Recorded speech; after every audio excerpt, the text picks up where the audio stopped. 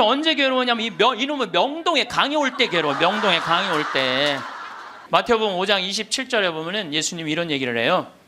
너희들 만약에 여자를 보고 음흉한 생각을 가지면 눈알을 빼버려라 그래.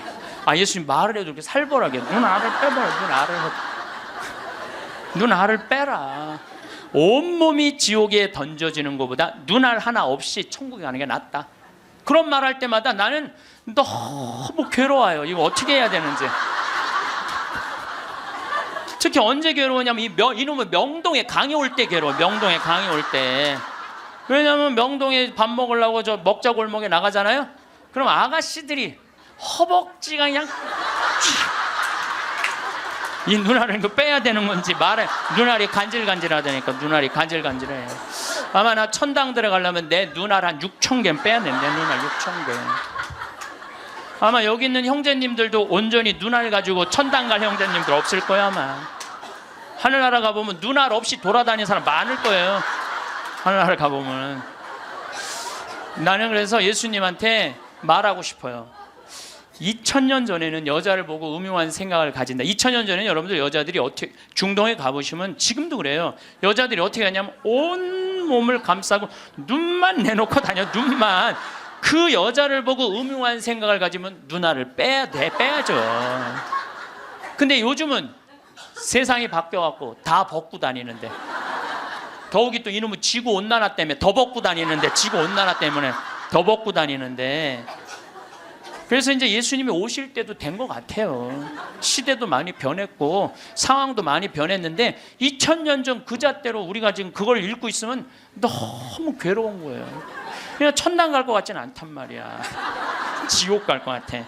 눈알을 빼든지 손을 자르든지 뭔가를 해야지. 그러니까 하느님 만나고 싶지가 않은 거예요. 하느님 만나요. 하느님을 믿는 사람도 참 궁금한 게 하나 있고, 하느님을 믿지 않는 사람도 참 궁금한 게 있어요. 하느님을 믿는 사람도 궁금하고 하느님을 믿지 않는 사람도 궁금한 게 뭐냐면, 정말 하느님이 계실까? 이게 참 궁금해요. 멀쩡하게 하느님 믿는 사람들 어느 날 갑자기 이런 생각이 들어요. 아니, 내가 성서 말씀대로 하느님이 시키는 대로 다 하고 살았는데 오른뺨을 때리면 다른 뺨을 돌려대고 속옷을 달라고 그러면 겉옷을 주고 1000걸음을 가달라고 그러면 2000걸음을 가달라고 그랬는데, 이게 세상 논리로 맞아요? 세상 논리로는 안 맞잖아요. 근데 예수님이 그렇게 하라고 그랬잖아요. 내가 손해보는 것 같으면서도 예수님이 그렇게 시키니까 나중에 예수님이 다 보상해 주실 거니까 그래서 참고 살았어. 그런데 어느 날 갑자기 천장을 보면서 이런 생각이 들어요. 이거 내가 헛고생하는 거 아닌가. 만약에 죽었는데 하느님이 안 계시면 어떻게? 안 계시면 어떻게? 여러분들, 아니 그렇게 열심히 참고 살았는데 하느님 안 계시면 어때요? 여러분들보다도 더 억울한 사람이 있어요. 우리 신부들이에요. 우리 신부들은 그 좋다는 여자 다 뿌리치고, 그 좋다는 여자 다 뿌리치고 마음에 드는 여자 마음에 다 사귀고, 그리고 평생을 혼자 살았는데 죽었는데 아무것도 없으면 어떻게? 얼마나 허망해요. 그러니까 궁금한 거예요. 어느 날 갑자기 정말 하느님이 계실까? 우리 수녀님들도 예수님이 정배라고 그러고 살았는데 죽었는데 정배가 없어. 이게 신랑이 없어. 죽었는데 얼마나 허망하겠어요. 그러니까 궁금한 거예요. 하느님이 정말 계실까? 근데 하느님을 믿지 않는 사람들도 궁금해요. 왜 궁금하냐면은 하느님이 없다고 자기 마음대로 하고 살았어. 약한 사람 때리고, 약간 바보 같은 사람 돈 사기 쳐먹고 자기 하고 싶은 대로 하고 살았어. 나 심판해 줄 하느님이 없는데 어때? 그리고 막 살았어. 근데 어느 날 갑자기 천장을 보고 혹시 계시면 어떻게 할까? 이 생각이 드는 거예요. 혹시 계시면 어떻게 할까? 그러니까 하느님을 믿는 사람은 혹시 안 계시면 어떻게 할까 걱정. 하느님을 안 믿는 사람들은 혹시 계시면 어떻게 할까 걱정. 그래서 하느님의 존재가 궁금한 거예요. 하느님의 존재가 궁금한 이유 중에 하나는 하느님이 계시다면 착한 일을 한 사람은 상을 주고 악한 일을 한 사람은 벌을 주잖아요. 하느님이 계시다면 그 사람들 벌 주는 지옥이 분명히 있을 건데, 하느님이 계시다면 너무 착하게 산 사람, 착하게 산 사람 하늘나라의 보상을 받아야 될 텐데, 그래서 천당 지옥이 궁금한 거예요. 세 번째로 궁금한 건 뭐가 세 번째로 궁금하냐면, 그렇다면 나는 천당 갈까 지옥 갈까? 이게 진짜 궁금해요. 여러분도 궁금하지 않아요? 저는 가끔 혼자 생각해요. 나는 과연 천당 갈까 지옥 갈까 연옥 갈까? 아슬아슬해요. 저는 이렇게 아슬아슬해요. 근데 만약에 죽었던 아버지가 땅에다가 묻어놓고 1년 있다가 무덤을 탁 열고 툴툴 털고 오셔서, 야, 내가 죽어봤더니 천국이 있더라. 가보니까 너무 좋더라. 꽃도 아름답고 정원도 아름답고 향기도 좋고 음악도 아름답고 그냥 사람들도 착한 사람들 모여 사니까 너무너무 행복하더라. 이렇게 말해주면 얼마나 좋겠어요. 죽은 아버지가 1년 만에 살아 돌아와갖고 연옥, 야, 연옥은 그 훈련 받는 데는데 보통 쉽지가 않더라. 훈련 받는데 보니까 너무 힘들고 고통스럽더라. 지옥은 갈 데가 못 되더라. 이렇게 얘기해 주면은 얼마나 좋겠어요.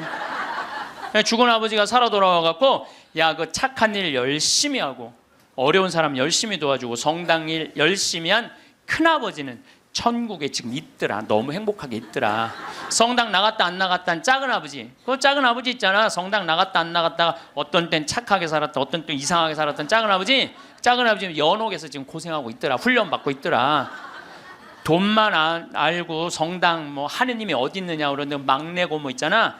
지옥에서 죽살나게 고생하고 있더라. 이렇게 얘기해 주면 얼마나 좋아요. 근데 죽은 아버지는 한번 땅에다가 묻어놓으면 다시는 와서 얘기해 주는 법이 없어요. 너무 답답한 거예요. 저는 이랬으면 좋겠어요. 사람이 죽으면은 영혼이 올라가잖아요. 영혼이 혼이 올라가잖아요. 그러면은 운전면허 시험 볼 때 이렇게 합격하면 파란불 딱 뜨고 불합격하면 빨간불 딱 뜨듯이, 죽을 때 혼 올라갈 때 천당 그럼 파란불 쫙 올라가고, 연옥 그러면 노란불 쫙 올라가고, 지옥 그럼 빨간불 쫙 올라가면은 내가 천당 가실 줄 알았어. 그리고 빨간불 올라가는 영혼은 지옥 갈 줄 알았어. 이렇게 얘기하면은 얼마나 속 시원하겠어요. 근데 죽은 이유는 아무도 모르는 거예요. 그런데 미국 사람들은 자기네들이 죽어서 천국 간다고 믿는 비율이 80%가 넘어요. 그러니까 이 사람들은 딱 죽으면은 느낌이 파란불이 되게 떠서 가는 거야. 파란불이 80%니까. 터키는 무려 95%의 사람이 자기네들이 천당 간다고 믿는데요. 터키는. 그러니까 그 죽음에 대해서 그렇게 두려움이 없어요. 근데 한국 사람들은 죽으면 천당 간다고 믿는 비율이 49%야. 그러니까 죽음 이후에 대해서 천국을 간다는 그런 희망이 별로 없어요. 그러니까 일단 죽는 건 싫어. 일단은 살아있는 게 나아. 천당 갈지 지옥 갈지 연옥 갈지 모르니까 일단은 살아있는 게 나아요. 오죽하면은 저승의 정승보다 이승의 개가 낫다고 그러겠어요. 그러니까 한국 사람들은 참 죽는 거 싫어해요. 그러니까 어떻게 해서든지 살아있는 게 나아. 개똥으로 굴러 먹어도 이승이 낫다고 그럴 정도예요. 개똥으로 굴러 먹어도. 그러니까 죽는 거 참 싫어해요.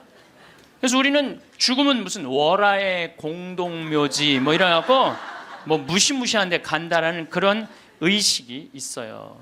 그리스도교 부활신앙이 자리 잡은 유럽이나 미국이나 남미에 가보면은요, 공동묘지가 동네 한가운데 있어요.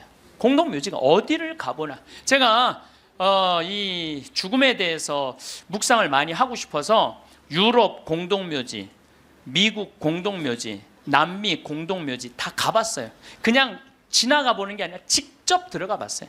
직접. 그런데 유럽이나 미국이나 남미나요, 일단은 우리하고 공동묘지 느낌이 달라요. 왜냐하면 색깔이 하얀 페인트로 다 칠해놔요. 그러니까 공동묘지에 딱 들어가 보면은 박물관 같은, 실질적으로 공동묘지 안에 박물관도 많고 또 공원 같은 느낌을 받아요. 공원 같은 느낌을 받아서 토요일날 일요일날은 도시락 싸들고 어디를 놀러를 가냐면 공동묘지로 누구나 다 놀러를 가요. 그러니까 공동묘지가 아니라 놀이터죠. 놀이터. 아르헨티나에 가봤더니 이 사람들은 기일이 되면은 공동묘지에 가갖고 묻었던 아버지 관 있잖아요. 관을 다시 꺼내요. 꺼내갖고 닦아요. 닦고 맞대라고, 이번에 교황님 즐겨 드시는 차 있잖아요. 그걸 맞대라고 그러거든요. 맞대를 마시면서 그 관을 닦아가면서 죽은 사람 얘기를 하는 거예요. 그리운 얘기를 하는 거예요. 살아있을 때 이런 일을 했지, 저런 일을 했지. 그러니까 이게 죽음이라는 게 그렇게 부정적이지 않아요. 미국만 하더라도 동네 한가운데 공동묘지가 있어요. 미국은 기독교 국가예요. 그리스도교 국가. 우리 가톨릭 신자가 몇 명이냐면 7,500만 명이에요. 7,500만 명. 평범한 미국 사람들은 다 평화롭게 살아요. 토요일날 일요일날 다 성당 교회 가요. 그리고 사람이 죽으면은 동네 한가운데 묻어놓으니까 아침 저녁으로 출퇴근하면서 아버지 묘, 엄마 묘, 아내 묘, 자식들 묘까지 맨날 보는 거예요. 출퇴근하면서. 그러니까 아침에 출근할 때 아내 묘에다가 장미 한 송이 놓고, 여보, 나 오늘 중요한 계약이 있어. 당신이 도와주면은 내가 오늘 계약이 잘 될 것 같아. 이렇게 죽음하고 얘기를 해요. 죽어 있어도 죽었다고 생각을 안 하는 것 같아요. 그 사람들은. 그 퇴근한 길에 아내 묘에다 장미 한 송이 놓으면서, 여보, 당신이 오늘 도와줘서 그런지 나 오늘 계약이 너무너무 잘 됐어. 고마워. 이렇게 얘기를 해요. 그래서 미국 사람들이 이런 얘기를 해요. 묘지 참배는 덕의 대학을 다니는 것과 같다. 묘지를 자꾸 가는 건 덕의 대학을 가는 것과 같다. 요즘 위령성월이잖아요. 우리 묘지 방문하라고 그러잖아요. 묘지를 방문하다 보면은 내가 이 세상에서 추구하는 명예, 권력, 돈, 이게 다 허망하다는 걸 느낀다는 거예요. 근데 우리나라 사람들은 일단 죽으면은 다시는 보고 싶지 않은가 봐. 아주 깊숙한 산속에 갖다 파묻어 버려. 그냥 파묻어 버려. 파묻어 버려요. 그리고 미국 사람들은 출퇴근길에 안에 묘가 있으니까 보고 싶으면 가서 얼마든지 보는데, 우리는 산속 깊숙한 곳에 갖다 파묻어 버리니까 찾아가려고 해도 마음을 단단히 먹어야 돼. 내가 오늘 한번 남편 묘를 가야 되겠다, 뭐 아내 묘를 가야 되겠다, 부모 묘를 가야겠다, 마음을 단단히 먹어야 돼. 근데 이게 참 신기한 게, 대한민국 사람들은 마음을 단단히 먹어도 온 국민이 똑같은 날 마음을 단단히 먹어요. 이상해. 죽는 날은 다른데 어떻게 보러 가는 날은 다 똑같아? 너무 신기해요. 똑같은 날 마음을 단단히 먹는 거야. 그러니까 그 묘에 대한 거부 반응이 있으니까 어떤 일이 있느냐면은, 저도 그런데 동창신부 아버지가 돌아가셔갖고 묘지까지 한번 따라가 봤는데, 그 집도 역시 산속 깊숙한 곳에 파문. 그런데 동네 한가운데 장의차 진입 금지, 동네에 이렇게 써 있더라고요. 그 다음에 상여 진입 금지 이렇게 써 있더라고요. 그래서 그 동네 입구에서 아버지 관을 내려갖고 우리가 메고 들로 산으로, 그 산으로 모시고 갔던 적이 있어요. 그러니까 이 뉴욕에 가다 보면은 맨하탄하고 퀸즈라는 동네가 있어요. 강남하고 강북하고 똑같아요. 맨하탄은 강남, 퀸즈는 강북, 이런 식이에요. 그런데 퀸즈에서 맨하탄으로 들어가다 보면 엄청나게 큰 공동묘지가 있어요. 하루에 그러니까 수백만 명이 그 공동묘지를 보면서 맨하탄으로 출퇴근을 해요. 그래도 이 사람들은 생전 그 묘에 대해서 이전해라 이런 거 하나 없어요. 근데 만약에 우리나라가 강북하고 강남 사이에 잠실에다가 공동묘지를 한번 딱 세운다 그러면 우리 어떻게 할 것 같아요? 그렇죠. 난리가 나죠. 띠두르고 뭐라 그래요? 결사반대. 여러분들, 우리가요, 우리나라 사람들이요, 의외로 죽음의 문화에 대해서 굉장히 부정적이에요. 그러니까 죽음을 받아들이지 않아요. 끝까지 받아들이지 않아요. 여기 서울에도 추모공원 하는데 여러분들 몇 년 동안 서울 시민들이 반대했는 줄 알아요? 여러분들이 몇 년 반대했느냐면 9년 동안 반대를 했어요. 9년이 지나서 2012년에는 겨우 추모공을 한 거예요. 그러니까 우리 성당들도 이렇게 성당 안에다가 지하에다 납골당 해놓으면 얼마나 좋아. 미사 참여 와갖고 엄마 보고 싶으면 지하에 내려가갖고 아니 엄마 보고 기도하고 이야기하고 얼마나 좋아요. 그런데 그냥 여기 흑석동 성당도 그 납골당 한다고 얼마나 주민들이 반대했어요. 여기 한국 사람들은 죽는 거 진짜 싫어요. 죽는 거 일단은 살아있는 게 나은 거야. 일단은 수단과 방법을 가리지 않고 살아있는 게 나은 거야. 그런데 한국 사람들은 죽는 거를 하느님을 믿는 사람도 싫어하고 하느님을 믿지 않는 사람도 싫어해요. 하느님을 믿지 않는 사람은 죽는 거 싫어할 이유가 뭐가 있어? 아까도 말씀드렸지만 나 심판할 하느님이 없는데, 나 심판할 하느님이 없는데 죽으면 얼마나 속편해요. 그런데 놀랍게도 사형수들 보면은요 죽기 전에 벌벌벌벌 떤다는 거예요.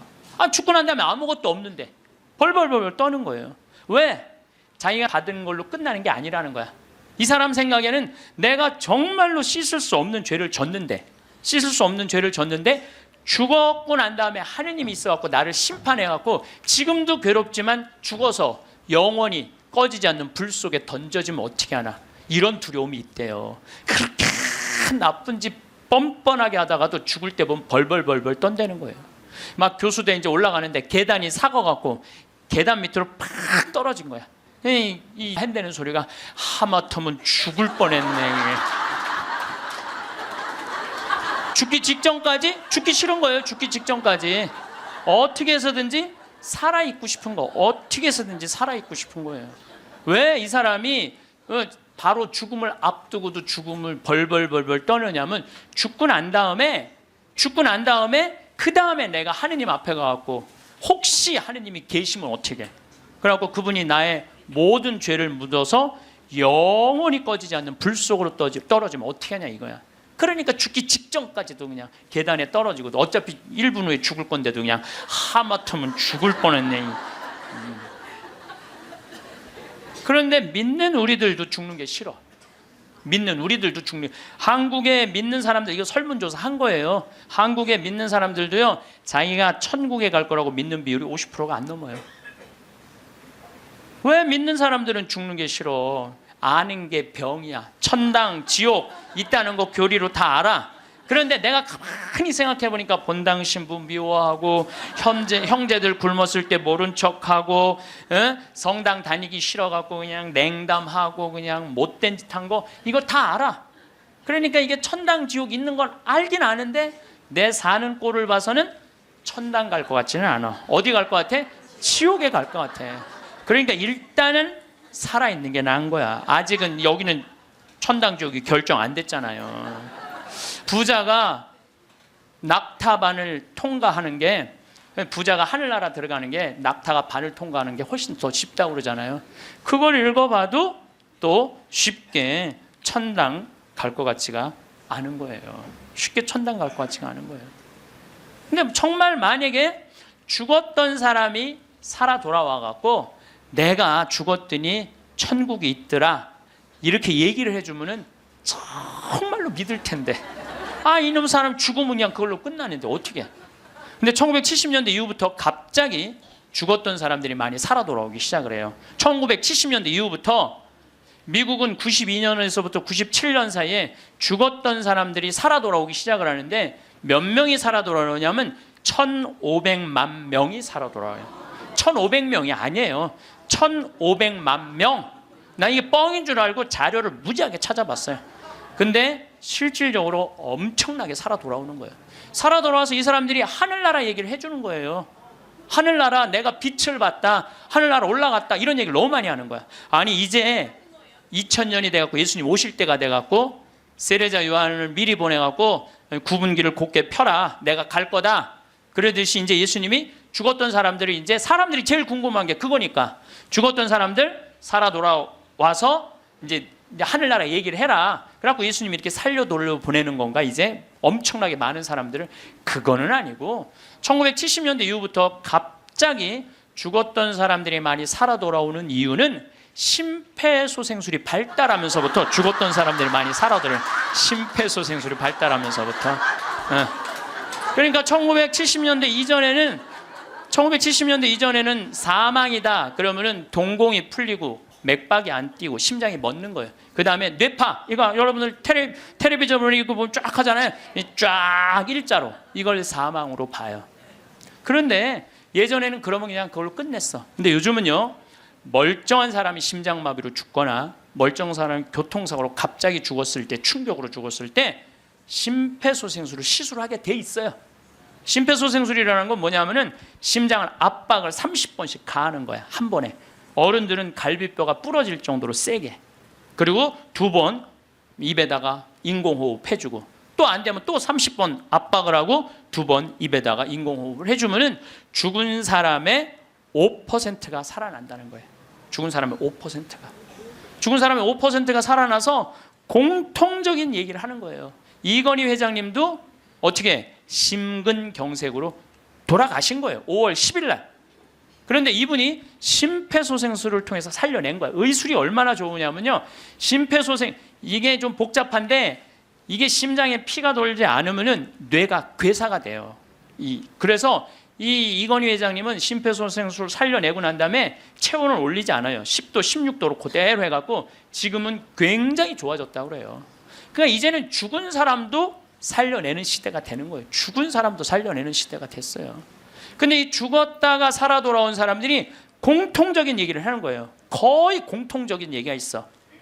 자기가 처음에 죽으면은 몸에서 영혼이 빠져나간다는 거예요. 그리고 이렇게 영혼을, 자기 죽은 육신을 봐도 하나도 안 슬프대는 거예요. 죽은 육신을 봐도. 그러니까 죽은 영혼들은 안 슬프대요. 누구만 슬퍼? 살아있는 사람만 뭐 아이고 아이고 그러는 거지, 죽은 사람 하나도 안 울어요. 그리고 영혼이 빠져나와서 잠시 머무르다가 자기가 처음에는 어디로 가야 될지 모른대요. 그러다 육신이 죽은 걸 알고 여행을 떠나기 시작을 한대. 근데 여행을 떠나는데 끝도 없는 통로, 터널로 쫙 빨리 올라갈 때 그 속도가 평생 한 번도 느껴보지 못한 빠른 속도로 빨리 올라간다는 거예요. 그리고 3차원에서 다른 차원의 세상으로 옮겨가는 걸 느낀다는 거예요. 그리고 끝도 없는 그 터널 끝에 가보면 빛이 비추는데, 나는 세상의 빛이다 하신 그 빛을 느끼는 순간 그 빛이 하느님으로부터 오는 걸 거부할 수가 없다는 거예요. 그리고 그 빛을 느끼는 순간 너무 행복하고 존재의 충만함, 평화, 완전한 사랑을 느껴갖고 너무너무 행복하다는 거예요. 그런데 더 놀라운 거는 그 빛 앞에 섰을 때 자기의 살아온 인생 전부 다가 한순간에 다 펼쳐진다는 거예요. 한순간에 다 펼쳐져서 자기 지은 죄가 너무 크면은 그 앞에 너무 부끄러워서 서질 못한다는 거예요. 예수님이 뭐라고 그랬어요? 너희들 하느님이 심판하는 게 아니다. 너희들이 저지른 죄가, 그 죄가 너희를 심판할 것이다. 그랬잖아요. 하느님은 심판하시는 분이 아니에요. 하느님은. 그러니까 너무 부끄러우면 그 빛 앞에 나서질 못한다는 거예요. 그리고 또 이제 그곳에 간 사람들이 느끼는 게 뭐냐면, 죽은 형제, 친척들이 이 다볼산에서 예수님이 거룩한 변모할 때 얼굴은 해와 같이 빛나고 몸은 어떤 마전장에도 만들 수 없을 만큼 빛났다 하듯이 그렇게 빛나는 형제, 친척들이 있다는 거예요. 그리고 그냥 아름다운 정원, 아름다운 꽃, 너무 아름다운 나무, 아름다운 음악, 이런 걸 공통적으로 보는 거예요. 1500만 명 중에서, 이 또 죽은 사람들 중에서 다 하늘나라를 경험하는 게 아니에요. 그 중에서도 10%에서 15%만 경험을 하는 거예요. 나머지는 의식이 없고 10% 내지 15%만 죽음 이후의 세계를 경험하고 돌아오는 거예요. 근데 그 사람들이 자기네들이 거기 갖고 대개는 오고 싶지 않대요. 하늘나라 간 사람 특징이 뭐냐면은 오고 싶지 않은 거야. 왜? 거기 너무 좋아서. 그런데 아직은 네 때가 되지 않았다. 네 때가 되지 않았기 때문에 넌 다시 가야 된다. 난 가기 싫다. 가야 된다. 이렇게 실갱이를 하다가 되게 돌아온다는 거예요.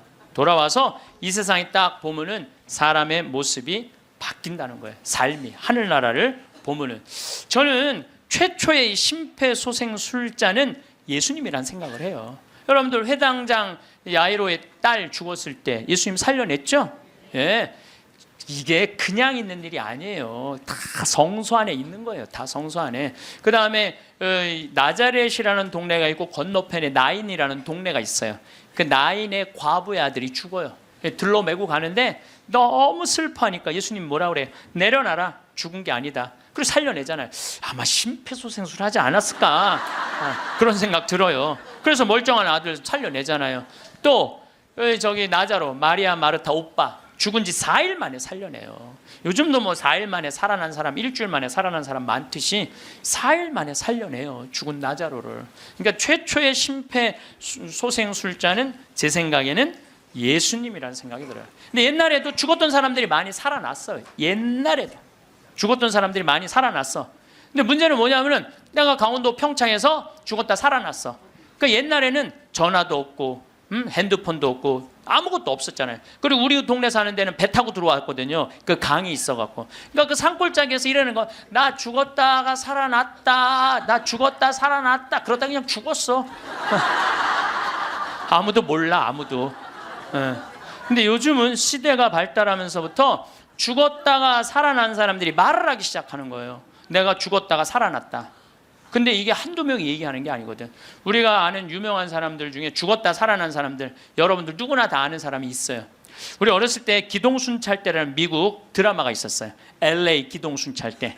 근데 거기에 주인공 에스트라다라는 남자아이가 영화를 찍다가 그 드라마를 찍다가 그 오토바이 속에서 타고 죽어요. 죽었다가 살아나요. 이 사람이 수술실에서 의사가 맥박이 뛰지 않고 동공이 풀리고 심장이 멎고 이 뇌파가 쫙 해갖고 사망입니다. 다 덮어놨어. 근데 다시 살아난 거예요. 살아나서 제가 말한 빛을 보고 죽었던 아름다운 음악, 정원, 이걸 다 본 얘기를 하는 거예요. 에스트라다. 또 유명한 샤론 스톤도 죽었다 살아나고, 엘리자베스 테일러도 죽었다 살아나고. 한두 명 얘기하는 게 아니에요. 수많은 사람들이 얘기를 하고, 더욱이 제일 미치는 게 심장 전문의들이에요. 심장 전문의들 심장마비로 죽은 거 살려놨더니 이 사람들이 살아나갖고 이런 얘기를 하는 거예요. 내가 죽었다가 살아났다. 근데 죽었더니 영혼이 빠져나가더라. 한두 명이 얘기하는 게 아니에요. 그러니까 이 연구를 누가 하기 시작하느냐 하면 의사들이 하기 시작해요. 의사들이 시작해요. 최근에 연구 결과는 2주 전에 영국 사우스 햄프턴 대학의 샘 파니아 박사팀이 4년 동안 죽은 사람 2060명, 죽었다 살아 돌아온 사람들 2060명을 대상으로 연구를 했어요. 그랬더니 그 사람들이 대개 죽었다가 살아 돌아온 사람들 이런 얘기를 하는 거예요. 완전히 교통사고 나고 실려서 병원에 갔어. 그래갖고 완전히 계속 눈 감고 이제 계속 심장 이걸 했어. 그러고 살려냈어. 근데 살아난 사람이 한다는 소리가, 나는 여기 들어와갖고 이 응급실에 들어와갖고 내 영혼이 빠져나갔다. 그래서 당신 나 지금 막 이걸 하는데 내가 뒤에 가서 보니까 당신 목에 점 있는 거 내가 봤다. 이 사람은 한 번도 이 의사를 본 적이 없는데 미치는 거죠. 옆에 간호사가 하는 얘기, 병원에 무슨 수술 도구 옆에 있는 얘기, 이 사람도 한 번도 본 적이 없는 사람인데 이 연구를 해보니까 이런 일들이 벌어지는 거예요. 그리고 대개 죽은 사람들은 5분 동안은 영원히 그 근처에 머물러 있다는 거예요. 5분 동안. 그러니까 여러분들 주위에서 만약에 누가 죽으면요 5분 동안 말 잘해야 돼요. 괜히 잘 죽었다, 그렇게 못되게 살더니 잘 죽었다, 아유 지옥에나 갔으면 좋겠다, 이러면요 이 영혼이 한번 꼬기 시작하면요 인생이 꼬이는 거예요. 그러니까 여러분들 뭐라 그래야 돼? 5분 동안 좋은 데 가시라고, 잘 가시라고, 이런 게 정말 필요해요. 말 잘해야 돼요. 말 잘해야 돼요. 고든 알렌이라고 미국의 백만장자 금융업을 하는 사람이 있었어요. 근데 이 사람은 이 폐 질환으로 죽었어요. 죽었는데 하늘나라 올라갔는데 그 빛을 느끼는 순간 너무 불같이 뜨거운 감동을 느낀 거야. 여러분들 그 기도 열심히 할 때 하느님이 막 느껴질 때 막 온몸이 뜨겁고 불 같은 느낌 들 때 있지 않으세요? 그런 느낌 드시는 분들 계시죠? 저는 나도 그런 느낌을 받았는데, 내가 제일 열심히 했을 때가 중학교 때였어. 중학교 때. 내 인생에 가장 열심히 했을 때 중학교 때. 지금 그 정도 열심히 했으면 아마 나 성인 됐을 거예요. 근데 제가 그때 기도 열심히 할 때 성당에 앉아갖고 하느님을 느끼는 느낌을 참 많이 받았어요. 하느님하고 일치되는 거. 그런데 너무 행복해갖고 시계를 보면요, 나는 10분 지났다고 봤는데 4시간씩 성당에 앉아있을 때가 많았어요. 그러니까 하느님 안에 머무를 때는 시간 가는 줄 모르는 거죠. 그 이후로는 거의 느낀 적이 없어요. 그 이후로는. 그 이후로는. 근데 어쨌든 이 고든 알렌이라는 사람은 성당도 안 다니는 사람이고 하느님도 믿지 않는 사람인데, 하늘나라 올라가서 그 빛을 느끼는 순간 이건 나는 세상의 빛이다. 요한복음 1장 1절에 나오는 말씀처럼 정말로 너무 행복했던 거야. 세상에 딱 돌아와갖고요, 이 고든 알렌은 자기가 그 많은 돈 의미가 없다는 걸 느껴요. 그리고 친구한테 전화를 해요. 같이 금융업을 하는 친구한테 나 그만둘 거다. 그리고 차도 큰 거에서 작은 걸로 옮겨 타고, 그 다음에 이 집도 큰 거에서 작은 걸로 옮겨가요. 그리고 그 잘 번들은 돈을 다 관두고 지금은 미니스터, 목사님이 돼갖고 정말 어려운 사람들 컨설팅을 해줘요. 그러니까 되게 죽었다가 살아 돌아온 사람들 특징이 뭐냐면은 삶이 바뀌는 거야. 목사님이 된다든지 자선 사업을 한다든지 착해. 사람은 죽어봐야 철이 들어. 사람은 죽어봐야 철이 들어. 근데 이 죽을 수가 없으니 얼마나 이 답답한 노릇이에요. 앤더슨 시코리아라고 미국 뉴욕의 정형외과 의사예요. 심리학 박사고 대학 교수고. 이 사람은 94년도에 가족들이랑 야외에 나가다가 공중전화를 하다가 벼락에 맞아 죽어요. 벼락에 맞아. 미국은 벼락에 맞아 죽는 사람이 1년에 한 1000명 돼요. 1000명인데 그 중에 950명은 살아나고 50명은 그냥 죽는데요. 근데 이 의사가 딱 죽었는데 자기 육신이 팍 쓰러지더래. 근데 영혼이 딱 빠져나온 거죠. 영혼이 빠져나오고 자기 육신을 보고 있는데 하나도 안 슬프더래요. 내가 죽었네? 그냥 객관적으로 받아들이는 거지. 내 육신이 죽었네? 죽은 사람은 안 슬퍼요, 여러분들. 우리가 착각하고 있는 거예요. 죽은 자의 장례는 죽은 자한테 맡기라고. 너무 죽은 것 때문에 슬퍼하지 말아라. 예수님이 그랬죠? 프랑스의 한 부인이 아들이 먼저 죽은 거야. 아들이 먼저 죽으니 얼마나 슬퍼요. 매일 울은 거야. 매일. 근데 하루는 환시에 젊은이들이 빛을 내고 하늘나라에서 예수님하고 행진을 하는데 자기 아들만 누더기같이 젖은 옷을 입고 그 끝에 한 걸음 한 걸음 힘겹게 걷더래요. 그래서 엄마가 물어봤대요. 얘야, 너는 왜 저 젊은이들은 저렇게 빛을 내고 아름답게 예수님하고 하늘나라에서 행진을 하는데 너는 왜 그렇게 힘들게 젖은 누더기 같은 옷을 입고 힘겹게 걷느냐? 그랬더니 아들이 하는 말이, 어머니, 난 얼마든지 저들하고 같이 예수님하고 행복하게 행진을 할 수가 있다. 그런데 어머니의 눈물이 내 옷을 적셔서 내가 한 걸음도 나갈 수가 없다. 어머니의 눈물이. 여러분들 죽은 사람들 슬퍼한다고 그 사람들을 위로하는 게 아니에요. 그 여러분들의 눈물이 죽은 사람들을 붙잡을 수가 있는 거예요. 남아프리카 공화국에서 12살 먹은 알도라는 소년이 교통사고로 죽어요. 엄마 아빠 앞에 타고 뒤에 4살짜리 12살짜리 알도가 교통사고 나는데, 교통사고 나는 순간 뒤에 있던 아들 둘이 바깥으로 날아가요.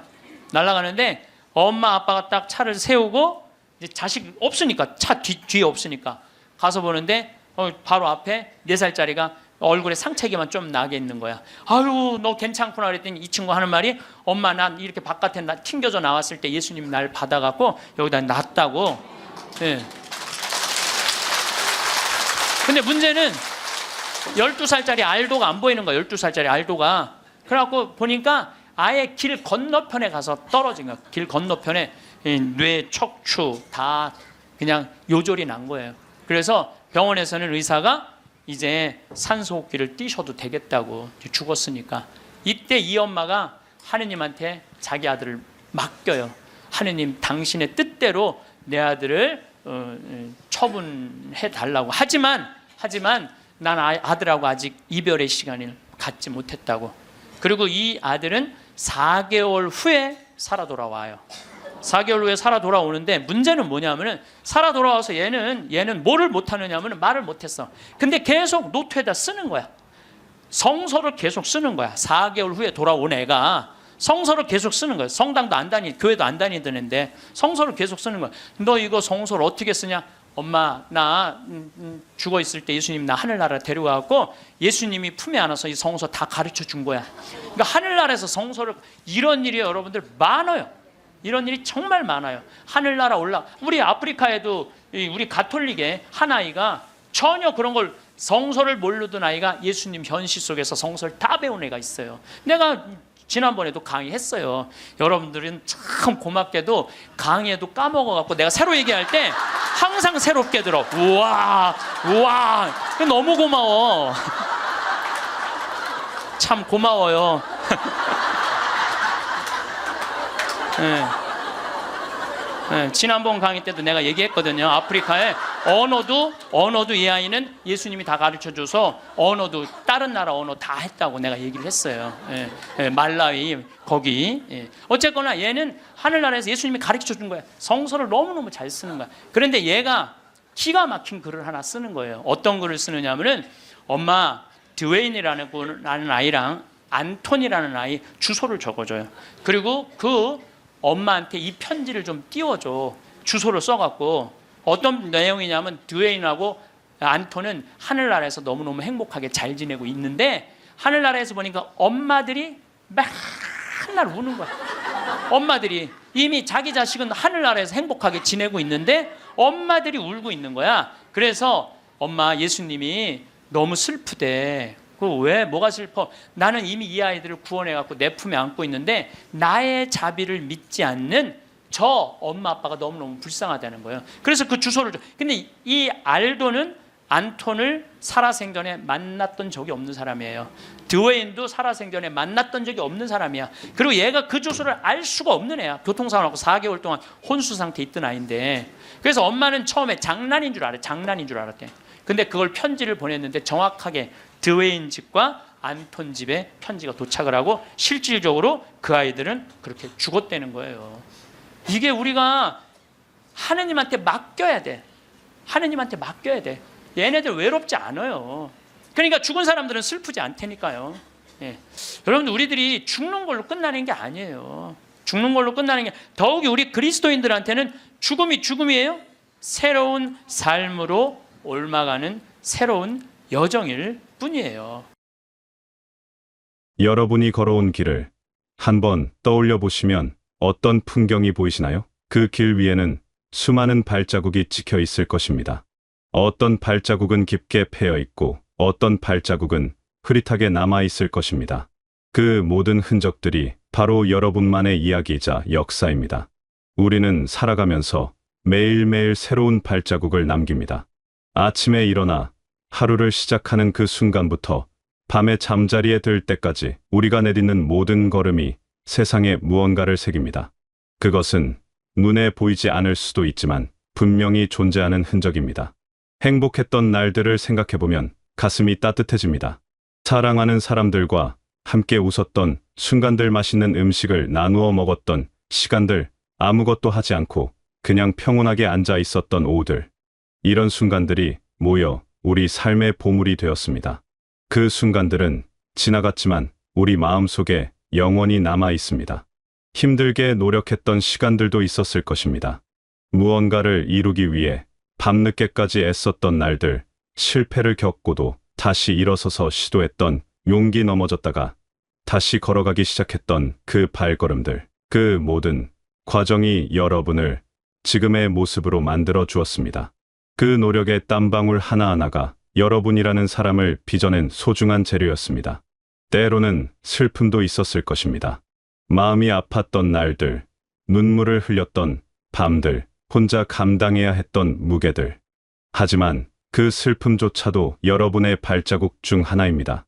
슬픔을 겪으면서 우리는 더 깊이 있는 사람이 되었고 다른 사람의 아픔을 이해할 수 있는 마음을 갖게 되었습니다. 여러분이 남긴 발자국은 단지 여러분만의 것이 아닙니다. 그 발자국은 다른 사람들에게도 영향을 주었습니다. 여러분이 누군가에게 건넨 따뜻한 말 한마디, 여러분이 누군가를 위해 매민 손길, 여러분이 보여준 작은 배려와 관심. 이 모든 것들이 다른 사람의 삶에도 흔적을 남겼습니다. 우리가 살아온 삶은 결코 헛되지 않습니다. 비록 화려하지 않았더라도 대단한 업적을 이루지 못했더라도 우리가 살아온 그 자체로 의미가 있습니다. 아침마다 해가 뜨고 저녁이면 해가 지듯이 우리도 매일 최선을 다해 살아왔습니다. 그 성실함, 그 진실함이 바로 우리 삶의 가치입니다. 지금까지 걸어온 길을 돌아보면 참 많은 일들이 있었습니다. 기쁜 일도, 슬픈 일도, 평범한 일도, 특별한 일도 모두 섞여 있습니다. 그 모든 경험들이 모자이크처럼 모여 여러분만의 아름다운 그림을 완성했습니다. 각각의 조각이 제자리를 찾아 하나의 완전한 작품이 된 것입니다. 우리가 세상에 남기는 것 중에서 가장 소중한 것은 무엇일까요? 많은 사람들은 재산이나 명예를 떠올릴지도 모릅니다. 하지만 진정으로 사람들의 마음에 오래 남는 것은 바로 우리가 나누었던 사랑과 따뜻함입니다. 물질적인 것들은 시간이 지나면 사라지거나 변합니다. 집도 낡아지고 돈도 쓰면 없어집니다. 명예도 세월과 함께 잊힙니다. 하지만 누군가에게 건넨 따뜻한 마음은 그 사람의 가슴 속에 영원히 남습니다. 그것은 사라지지 않는 진짜 선물입니다. 여러분이 누군가를 위로했던 순간을 떠올려 보세요. 힘들어하는 사람의 말을 들어주고 곁에 있어 주었던 그 시간. 여러분은 단지 옆에 앉아 있었을 뿐인데 그 사람에게는 세상에서 가장 큰 위로가 되었을 것입니다. 여러분의 존재 자체가 그 사람에게 힘이 되었습니다. 사랑은 여러 가지 모습으로 표현됩니다. 큰 것이 아니어도 됩니다. 아침 인사를 나누는 것, 길에서 마주친 사람에게 미소 짓는 것, 누군가의 이야기에 귀 기울여 듣는 것. 이런 작은 행동들이 모여 큰 사랑이 됩니다. 마치 작은 물방울이 모여 큰 강을 이루듯이 말입니다. 여러분이 베푼 친절은 파동처럼 퍼져나갑니다. 여러분에게 따뜻함을 받은 사람은 다시 다른 사람에게 그 따뜻함을 전합니다. 그렇게 여러분의 사랑은 점점 더 많은 사람들에게 퍼져나가 세상을 조금씩 더 따뜻하게 만듭니다. 여러분이 직접 보지 못하더라도 그 영향은 계속됩니다. 진정한 사랑은 조건이 없습니다. 무엇인가를 받기 위해서 주는 것이 아니라 그냥 주는 것입니다. 대가를 바라지 않는 순수한 마음. 그것이 가장 아름다운 사랑입니다. 여러분이 그렇게 살아왔다면 그것만으로도 여러분의 삶은 충분히 가치 있습니다. 우리가 나눈 온기는 보이지 않지만 강력합니다. 추운 겨울날 따뜻한 방에 들어가면 몸이 녹듯이 마음의 온기는 사람들의 얼어붙은 마음을 녹여줍니다. 여러분이 전한 그 온기는 여러분이 없어도 계속해서 사람들을 따뜻하게 합니다. 가족에게 보여준 사랑도 있고, 이웃에게 베푼 친절도 있고, 낯선 사람에게 건넨 작은 도움도 있을 것입니다. 그 모든 순간들이 다 의미가 있습니다. 어떤 사랑도 작지 않습니다. 모든 사랑은 소중하고 아름답습니다. 여러분이 누군가를 있는 그대로 받아들여 주었던 것도 큰 사랑입니다. 판단하지 않고 비난하지 않고 그냥 그 사람을 이해해 주려고 했던 노력. 그것이 바로 그 사람에게는 세상에서 가장 필요했던 것일 수 있습니다. 웃음을 나누었던 것도 선물입니다.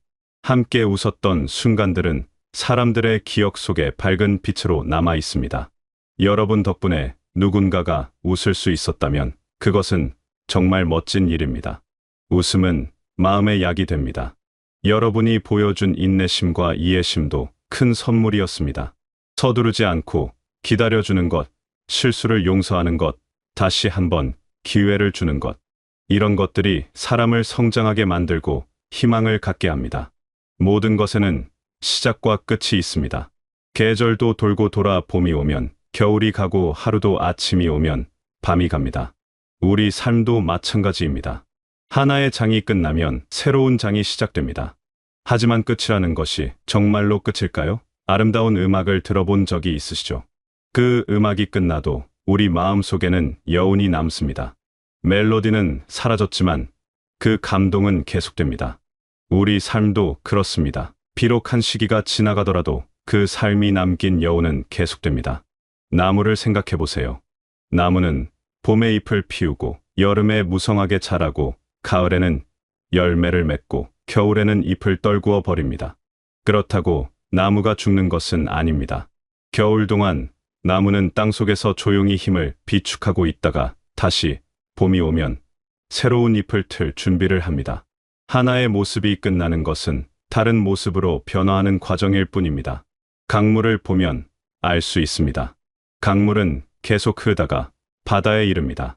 그렇다고 강물이 사라지는 것일까요? 아닙니다. 강물은 바다가 되어 더 큰 존재의 일부가 됩니다. 그리고 그 물은 다시 구름이 되어 하늘로 올라가고 비가 되어 땅으로 내려와 다시 강이 됩니다. 형태는 바뀌지만 본질은 계속됩니다. 우리가 살아온 이야기도 마찬가지입니다. 우리가 직접 이야기하지 않아도 우리가 남긴 흔적들이 이야기를 계속 전합니다. 우리가 심은 나무는 계속 자라고 우리가 가꾼 정원은 계속 꽃을 피웁니다. 우리가 전한 지혜는 다른 사람들의 삶 속에서 계속 살아 숨쉽니다. 여러분이 누군가에게 가르쳐 준 것들도 계속됩니다. 살아가는 방법, 어려움을 이겨내는 법, 사람을 대하는 태도, 이런 것들은 그 사람의 삶 속에 녹아들어 그 사람의 일부가 됩니다. 그리고 그 사람은 다시 다른 사람들에게 그것을 전합니다. 예술 작품을 보면 작품을 만든 사람은 이미 이 세상에 없을 수도 있지만 그 작품은 여전히 살아 있습니다. 그림은 여전히 아름답고 조각은 여전히 우뚝 서 있고 글은 여전히 사람들에게 감동을 줍니다. 작품 속에 담긴 정신과 마음은 시간을 초월해서 계속됩니다. 여러분의 삶도 하나의 작품입니다. 여러분이 살아온 방식, 여러분이 보여준 가치관, 여러분이 실천한 선함, 이 모든 것들이 하나의 아름다운 작품을 만들었습니다. 그 작품은 시간이 지나도 계속 빛을 발합니다. 역할이 바뀐다는 것을 두려워할 필요가 없습니다. 무대 위에서 연기를 하던 배우가 무대 뒤로 물러나더라도 그것은 새로운 역할을 맡는 것일 뿐입니다. 어쩌면 더 중요한 역할일 수도 있습니다. 보이지 않는 곳에서 다른 이들을 지켜보고 응원하는 것도 큰 역할입니다. 씨앗을 생각해 보세요. 씨앗은 땅속에 묻혀 자신의 모습을 잃어버립니다. 하지만 그것은 죽는 것이 아닙니다. 씨앗은 피우고 나무가 되고 꽃을 피우고 열매를 맺습니다. 처음에 작은 씨앗은 훨씬 더 큰 무언가로 변화합니다. 끝처럼 보이는 것이 사실은 시작입니다. 우리가 전한 이야기는 계속 이어집니다. 할머니가 들려주었던 이야기를 손주가 기억하고 그 손주가 자라서 또 다른 사람들에게 이야기를 전합니다. 이야기는 대대로 이어지며 그 안에 담긴 지혜와 사랑도 함께 전해집니다. 그렇다면 우리에게 지금 가장 중요한 것은 무엇일까요? 바로 오늘을 어떻게 살아가느냐 하는 것입니다. 오늘 하루가 모여 내일이 되고 내일이 모여 한 달이 되고 한 달이 모여 한 해가 됩니다. 결국 우리 삶은 하루하루의 연속입니다. 오늘 여러분이 만나는 사람들을 소중히 대하세요. 그 사람과의 만남이 마지막일 수도 있고 아닐 수도 있지만 어쨌든 지금 이 순간은 다시 오지 않습니다. 지금 이 순간에 최선을 다하는 것, 그것이 아름다운 여운을 남기는 방법입니다. 작은 일에도 정성을 기울이세요. 아침에 창문을 열고 신선한 공기를 마시는 것, 길에서 만난 꽃을 잠시 바라보는 것, 식사를 하며 음식의 맛을 음미하는 것, 이런 작은 순간들이 모여 행복한 하루를 만듭니다. 감사하는 마음을 갖는 것도 중요합니다. 우리가 가진 것에 감사하고 우리가 만나는 사람들에게 감사하고 우리가 경험하는 모든 것에 감사하세요. 감사는 우리 마음을 평화롭게 만들고 삶을 풍요롭게 만듭니다. 용서하는 마음도 필요합니다. 다른 사람을 용서하고 자기 자신도 용서하세요. 완벽한 사람은 없습니다. 모두가 실수하고 모두가 배우며 살아갑니다. 용서는 마음의 짐을 내려놓게 해주고 가벼운 마음으로 앞으로 나아갈 수 있게 합니다. 진실하게 사는 것이 가장 아름답습니다. 거짓으로 꾸미지 않고 있는 그대로의 모습으로 살아가세요. 진실한 삶은 편안하고 당당합니다. 다른 사람의 시선을 의식하느라 힘들어할 필요가 없습니다. 여러분 자신을 사랑하는 것도 잊지 마세요. 다른 사람을 사랑하는 것도 중요하지만 자기 자신을 사랑하는 것이 먼저입니다. 여러분은 그 자체로 소중한 존재입니다. 여러분이 여러분을 아끼고 사랑할 때 다른 사람들도 더 잘 사랑할 수 있습니다. 매일 조금씩이라도 좋은 일을 하세요. 아주 작은 일이어도 괜찮습니다. 누군가에게 미소를 지어주는 것, 친절한 말을 건네는 것, 도움이 필요한 사람을 도와주는 것. 이런 작은 선행들이 쌓여 세상을 밝게 만듭니다. 자연과 함께 시간을 보내는 것도 좋습니다. 나무를 보고 하늘을 보고 새소리를 듣고 바람을 느끼세요. 자연은 우리에게 많은 것을 가르쳐 줍니다. 자연 속에서 우리는 삶의 순환을 배우고 겸손함을 배우고 평화를 배웁니다. 웃으며 사세요. 웃음은 우리 자신에게도 좋고 주변 사람들에게도 좋습니다. 힘든 상황에서도 유머를 잃지 않는 것. 그것이 삶의 지혜입니다. 웃음은 우리를 가볍게 만들고 어려움을 이겨낼 힘을 줍니다. 지금 이 순간을 충실히 살아가세요. 과거에 대한 후회나 미래에 대한 걱정으로 현재를 놓치지 마세요. 지금 여기에 온전히 존재하는 것. 그것이 삶을 제대로 사는 방법입니다. 여러분의 삶은 이미 충분히 아름답습니다. 더 특별해질 필요도, 더 대단해질 필요도 없습니다. 여러분이 매일 최선을 다해 살아온 그 자체로 여러분은 훌륭한 사람입니다. 그 사실을 잊지 마세요. 오늘도 여러분은 누군가에게 희망이 되고, 누군가에게 위로가 되고, 누군가에게 기쁨이 됩니다. 여러분의 존재 자체가 이 세상을 더 나은 곳으로 만들고 있습니다. 여러분이 숨 쉬고 있다는 것만으로도 세상은 더 풍요롭습니다.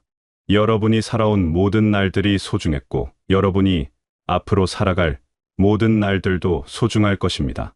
하루하루를 사랑으로 채우고 따뜻함으로 채우고 진실함으로 채우세요. 그렇게 살아가다 보면 어느새 여러분의 삶은 아름다운 여운으로 가득 찬 멋진 이야기가 될 것입니다. 여러분의 하루하루가 평안하고 행복하기를 바랍니다. 여러분이 만나는 모든 사람들과 따뜻한 마음을 나누고, 여러분이 겪는 모든 순간에서 의미를 발견하며 여러분의 마음이 항상 평화롭고 감사로 가득 차기를 바랍니다. 그리고 여러분의 삶이 다른 사람들에게 아름다운 빛이 되고 따뜻한 온기가 되시길 바라겠습니다.